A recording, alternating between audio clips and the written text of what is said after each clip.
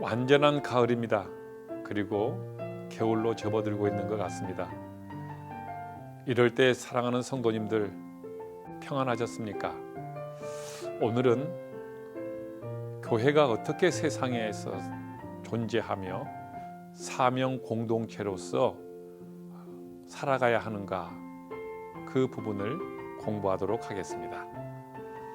먼저 신앙 고백 하겠습니다.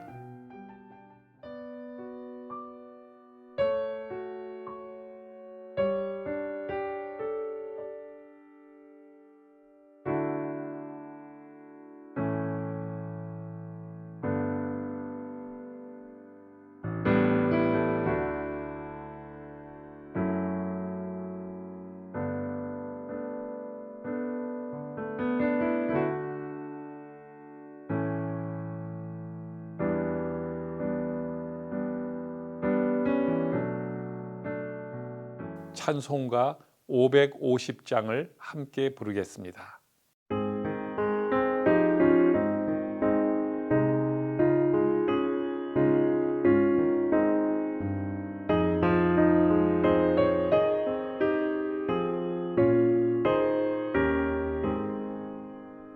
시온의 영광이 빛나는 아침, 어둡던 이 땅이 밝아오네. 슬픔과 애통이 기쁨이 되니, 시온의 영광이 시온의 영광이 빛나는 아침, 매였던 종들이 돌아오네. 오래전 선지자 꿈꾸던 복을 만민이 다 같이 누리겠네.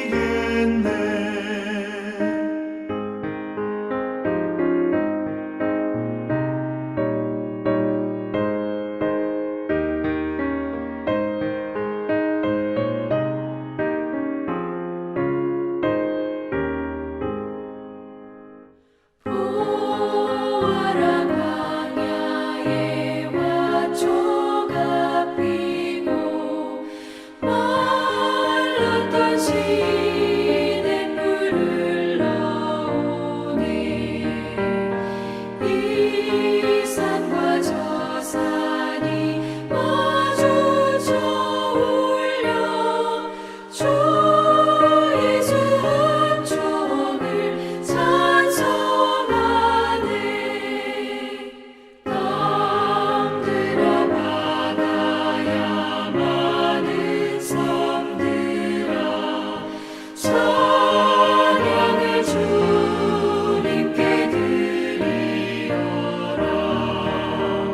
싸움과 죄악이 가득한 땅에 찬송이 하늘에 사무치네.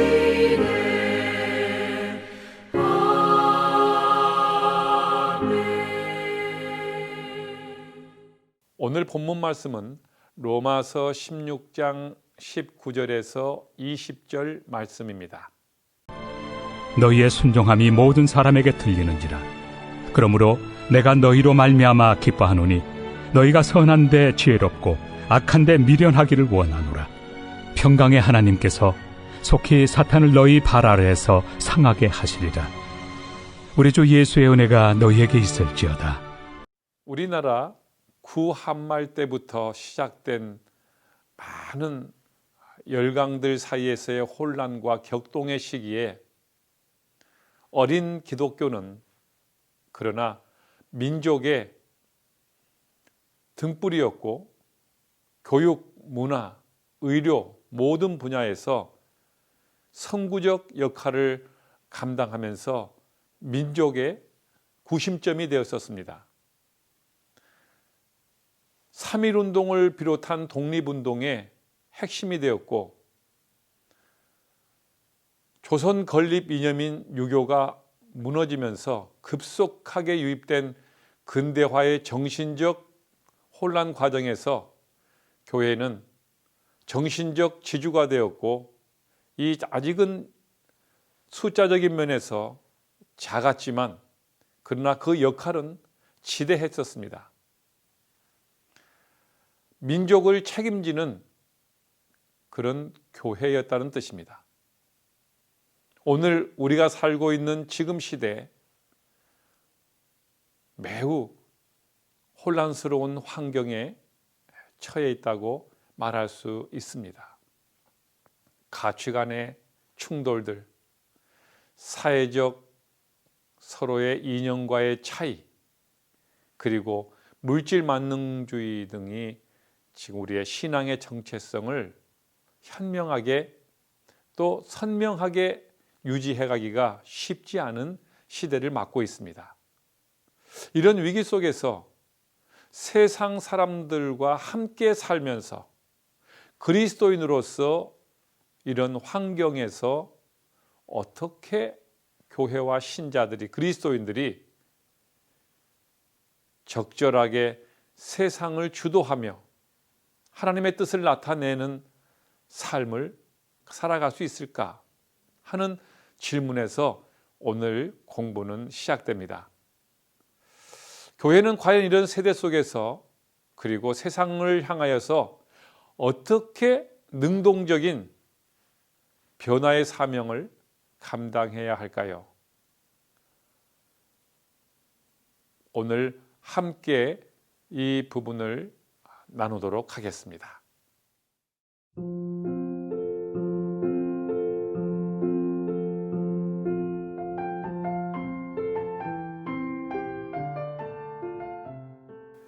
먼저 교회는 세상의 모든 기관들과 달리 순종과 희생이 특별한 정체성으로 사람들에게 보여져야 하는 곳입니다. 초기 한국 교회는 우리 민족에게 큰 매력으로 다가왔던 것은 바로 이러한 독특한 희생과 순종이라고 하는 다른 기관에서 볼 수 없는, 이전의 문화에서 볼 수 없었던 독특한 문화를 볼 수 있었기 때문입니다. 초대교회에서 믿는 자들의 수가 더해갔던 것처럼 초기 한국교회의 역사에서도 큰 부흥이 일어났었습니다. 왜냐하면 많은 세상 사람들이 교회의 순종과 희생에 대해서 듣고 보고 감동을 하였기 때문입니다. 우리 한국교회의 초기 성장의 배경에는 바로 이러한 세상의 모범이 된 순종과 희생의 모습이 보여졌기 때문입니다. 바울 사도의 권면처럼 순종함이 모든 사람에게 들린 것처럼 세상에 비친 교회의 모습은 자기들만의, 자기 공동체만의 이기적인 모습이 아니라 희생하는, 주님께서 우리에게 말씀하는 순종을 통해서 희생 공동체가 될 때에 사람들은 교회에 대해서, 복음에 대해서 바른 이해를 하게 되고, 바로 우리가 그 십자가의 삶을 통한 순종과 희생을 통하여 전도가 되어지고 하나님을 알게 된다는 뜻입니다. 그렇다면 오늘 본문에서 우리 신자의 삶의 모습이 세상 사람들에게 어떻게 보여져야 하기를 원하는지를 말씀하고 있습니다. 먼저 여러분들이 한번 나누어 보시기 바랍니다. 성경이 뭐라고 말씀을 하고 있는지요. 오늘 19절 상반절에 너희의 순종함이 모든 사람에게 들리는지라. 우리의 순종을 통하여서, 순종은 자기 자아의 포기를 통해서 다른 사람들을 기쁘게 하고 다른 사람들의 필요를 채우는 것이 순종입니다. 하나님께 순종한 사람은 바로 세상을 향하여, 이웃을 향하여 희생으로 삶의 열매를 맺게 된다는 뜻입니다. 그러한 우리의 순종함이 모든 사람들에게 소식이 들려지고 보여지게 하라고 말씀하고 있습니다.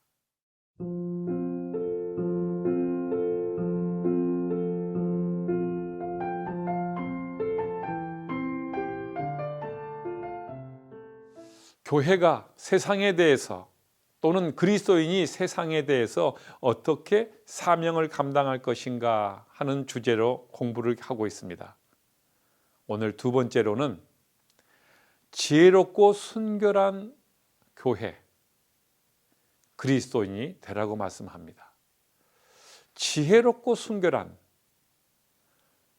지혜는 근면, 정직, 절제, 순결 등 이런 특성을 내포하고 있습니다.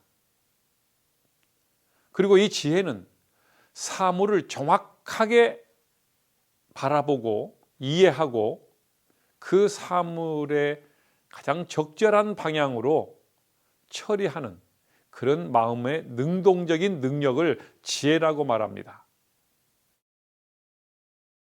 바울 사도는 오늘 말씀에서 선한 데는 지혜롭고 악한 데는 미련하라고 말씀합니다.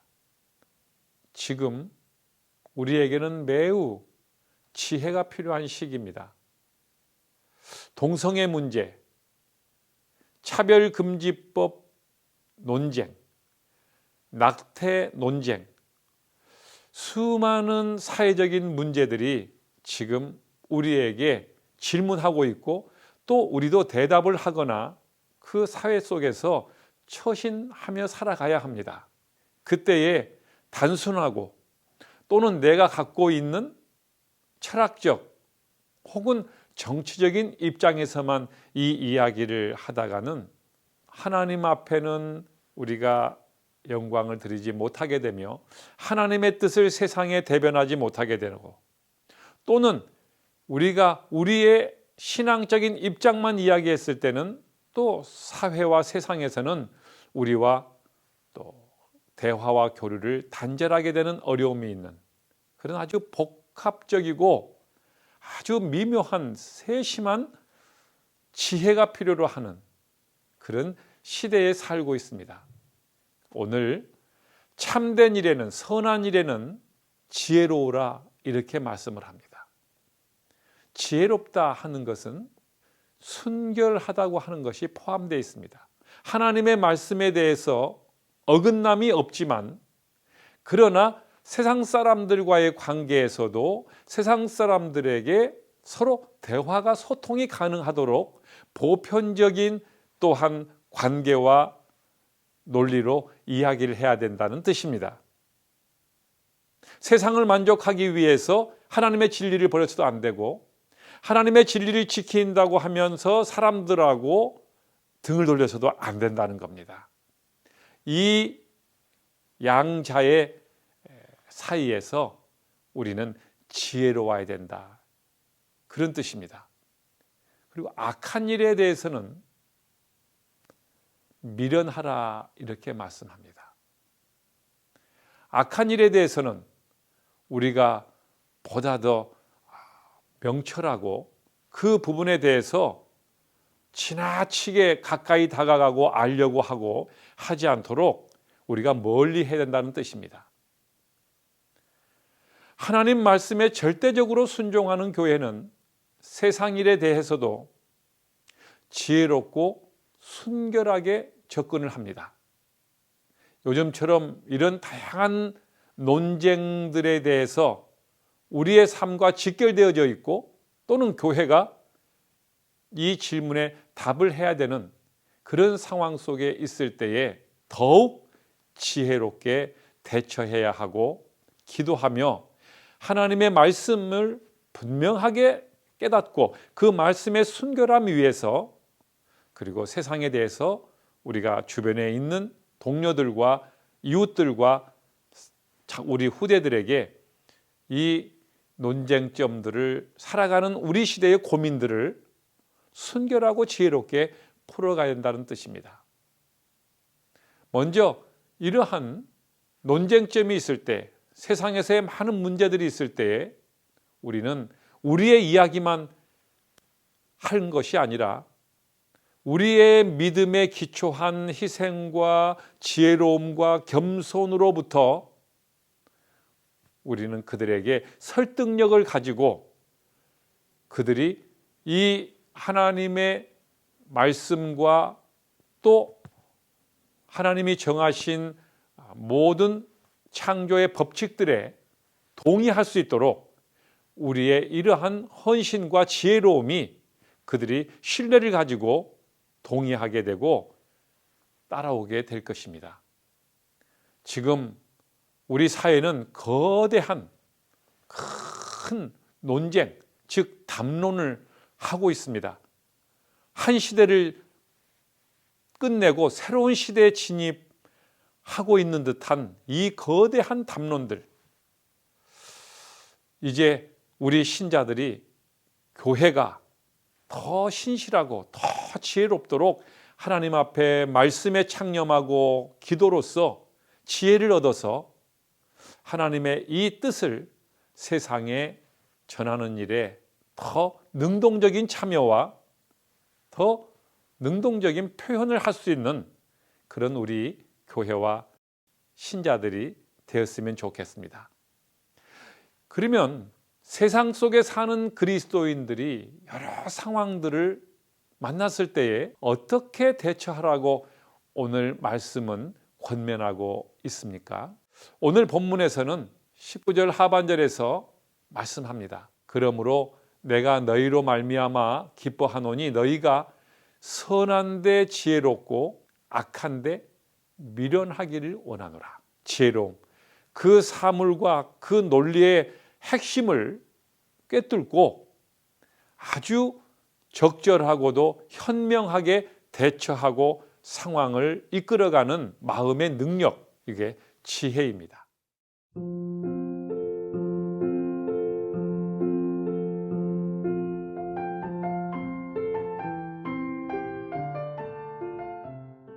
우리 교회는 세상에 대해서 하나님이 살아계신다고 하는 것을 드러내고 증거해야 합니다. 그것은 지금 세상을 주도하고 있는 것이 세상 문화 뒤에 숨어 있는 바로 사단의 세력인데, 그 사단의 세력이 반드시 하나님께서 물리치시며 승리하신다고 하는 확신을 가지고 교회는 담대하게 세상을 향하여 하나님의 문화를 전해 주어야 합니다. 하나님께서 만물을 창조하시고 지금도 역사의 주인이시라는 것을 드러내야 한다는 뜻입니다. 하나님의 역사는 교회 안에서만 주도하시는, 교회의 시간만 주도하시는 하나님이 아닙니다. 전 우주적인 하나님의 창조 세계를 주도하시고 운영하신다는 뜻입니다. 그런 면에서 세상에서 다양한 어려움들로 고통받고 있는 사람들에게 평강의 하나님께서 속히 사탄을 너희의 발 아래서 상하게 하실 것이라는 이 위로의 말씀, 이 복음을 통해서 하나님께서 살아계심으로 반드시 이 세상의 고난과 어려움에 이 죄의 문제를 해결하실 것이라고 하는, 그래서 이 죄로 인해서 사탄이 다스리는 것처럼 보이는 이 세상을 심판하게 되시고 하나님의 의로운 세상을 세우실 거라고 하는 것을 증거하는 것이 우리 교회와 우리 그리스도인들의 사명입니다. 사랑하는 성도님들, 하나님은 사단의 세력이 반드시 멸망할 것을 성경이 선언하고 약속하고 있습니다. 오늘 본문에서는 무엇이라고 이 약속을 말씀하고 있습니까? 20절에서 말씀합니다. 평강의 하나님께서 속히 사탄을 너희 발 아래서 상하게 하시리라. 우리 주 예수의 은혜가 너희에게 있을지어다 라고 말씀합니다. 진정한 하나님의 은혜와 평강은 바로 사단의 권력이 하나님 심판 아래 완전히 멈춰지고 심판을 당할 때입니다. 우리는 확신을 가지고 이 하나님의 계획을 온 세상에 전해주는 복음을 전파함으로 말미암아 세상 사람들에게 위로와 이 소망을 통해서 오늘 고통의 이 시대를 평강을 누리며 살 수 있도록 하는 것이 바로 교회의 사명입니다.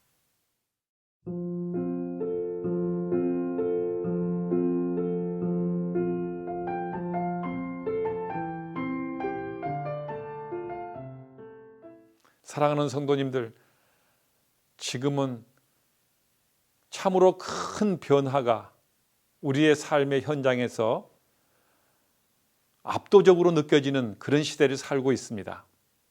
그리고 고통받는 영혼들도 많이 우리 주변에 있습니다. 어느 길이 옳은가? 이러한 상황에서 어떻게 대처하며 살아가야 하는 것이 맞는가? 흔들리고 아파하고 방황하는 많은 사람들이 있습니다. 이때에 교회는, 우리 그리스도인들은 그들의 아픔을 공감하고 그들이 현명하고 바른 길을 찾아와서 걷도록 우리는 인도자가 되고 길을 밝혀주는 등불이 되어야 합니다.